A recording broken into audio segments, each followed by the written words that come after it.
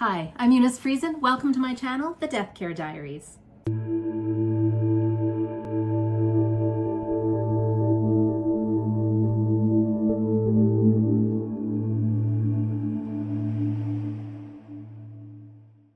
Anyone who might be seeing this video, please share it. I need to find a family. So at Bear Creek Funeral Home, some memoirs were either given to us or they were left inadvertently by a family member.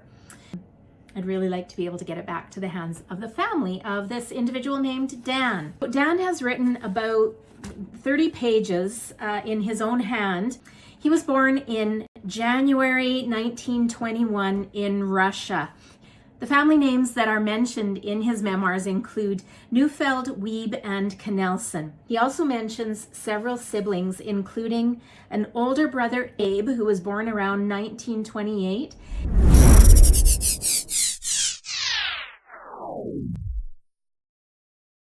Abe passed away by 1985. He also mentions that his oldest sister, whose name is Lena, may have ended up in the Manitoba area. She was sent there to live with some relatives. And he also mentions a sister, Mary, who later married a fellow by the name of Emmanuel. Friedber, maybe is F-R-I-D-B-E-R. I can't quite make out. So Mary and Emmanuel were married. So those are some of the folks that are mentioned here. There's a couple of other first names that I'll tell you about. But let's get to a bit of Dan's life. So Dan was born in a village in Russia, and he also had one brother and 3 sisters born in that same village. Talks a little bit about his childhood in Russia, including the famine in 1925 and how hungry they were. And then later on in the 20s when the revolution began, remembering the Russian army taking his beautiful dappled gray gelding.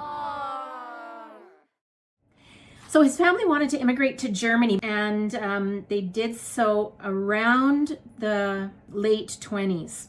They were in camp in Germany for about 6 months when they found out that Brazil and Canada were taking refugees if you had relatives. Well, Dan's mom had Neufeld relatives in Didsbury, Alberta at the time, so they were permitted to immigrate.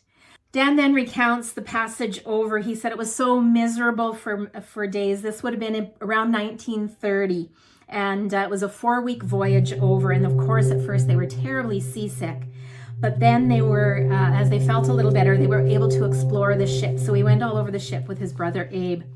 And sometimes they were asked to sing in the sailors' quarters.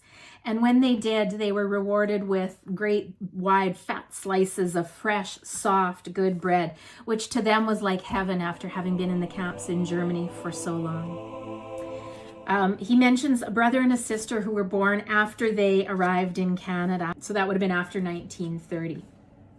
So when the family first arrived in Canada, they did settle in Didsbury with the family that was there, and that was a Neufeld branch of the family, as I recall. Then after about a year, they headed to Kelstern, Saskatchewan, which is just south of Swift Current, and settled for a bit with Dan's mother's uncle. Now, as I was reading, I got the impression that Dan's mom was a Wiebe and that his dad was a Knelson. So I think Dan's last name might have been Knelson. Not positive though. Anyway, they spent about a year in Kelstern before they heard that up in northern Saskatchewan, you could get a quarter of land for $10. So they headed up there. Now, remember that this is the early 30s and the Depression was on, and Dan recalls cutting cordwood with his brother from a lot of trees, a stand of trees that they had on their land, and they got $1 per cord, which he said doesn't sound like a lot of money, but remember, he says that things cost less then. You could get 100 pounds of flour for only $2. So in about 1936, Dan heard that there was work in Alberta farming sugar beets. So he and his brother and Emmanuel, who later became his brother-in-law, took off to southern Alberta to farm sugar beets. They worked really hard in the fields all day for not very much money, as you can imagine. Dan recounts, though, that whenever it rained, they would take off to town where they could get a room for 50 cents a night. When they couldn't afford to get a room, they would go to the rail yard and they would find an old boxcar to go and sleep in. There, of course, they were worried about being rousted up in the night by the rail police or the town police and telling them to move along because we don't want to see your kind around here. Over the next few years, in the late 30s, Dan worked dairy farming in BC, and then he went back to Saskatchewan to help his dad out. There they played baseball, and that would gather the whole town around. And that is where he met his first wife, Violet. Violet and Dan married in 1947. Dan and Violet continued to farm around Delburn for another decade or so. Dan recounts those years as being very happy years, prosperous, and I believe his children were born there as well. Then one day he was working on his farm and there was an accident with the power take on his 44 Massey Harris. A couple of men he named Marvin and Andrew were there to help him save his life, if not his leg. He was transported to U of A hospital where his leg was amputated 2 inches below the knee. That was 1978. By 1979, he had 2 daughters, Lois and Eunice, who had already married, and his son Carmen, who was stationed in Cold Lake with the Canadian Air Force. Now, they were all settling in northern Alberta, so Dan and Violet sold their Delburn farm and relocated, buying some riverland up near Peace River.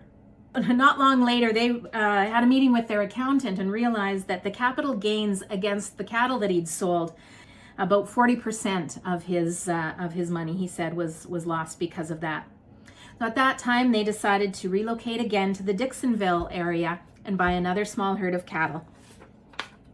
At the same time as they moved to Dixonville, the economy took a turn for the worse, and after working another 15 more years, they were still in worse financial shape than they'd been before they bought the farm. It was about this time, too, that Violet became ill. She was diagnosed with cancer, so they sold the farm in Dixonville and moved into Grand Prairie to be closer to medical care. Sadly, Violet passed away within about a year. Well, for Dan, life went on. He mentions that he had a very good friend, George Mackenzie, I believe is the last name, who I think lived with him or near him as a neighbor in this condo in Grand Prairie. And this now is maybe the mid-90s, as well as I can figure out. Around that time, too, Dan says that he did remarry, found another beautiful wife, whom he never names here. Dan's last written entry here is dated March 2005, and it's a little more of some recollection of the time when they emigrated from Russia, and that he'd found a newspaper article about it and added some thoughts. So that's the last that we hear of from Dan. I hope that you're able to maybe make some connections, share this story out to areas around Peace River, maybe even around Red Deer or Delburn. Let's see if we can't get these beautiful memoirs returned to Dan's family.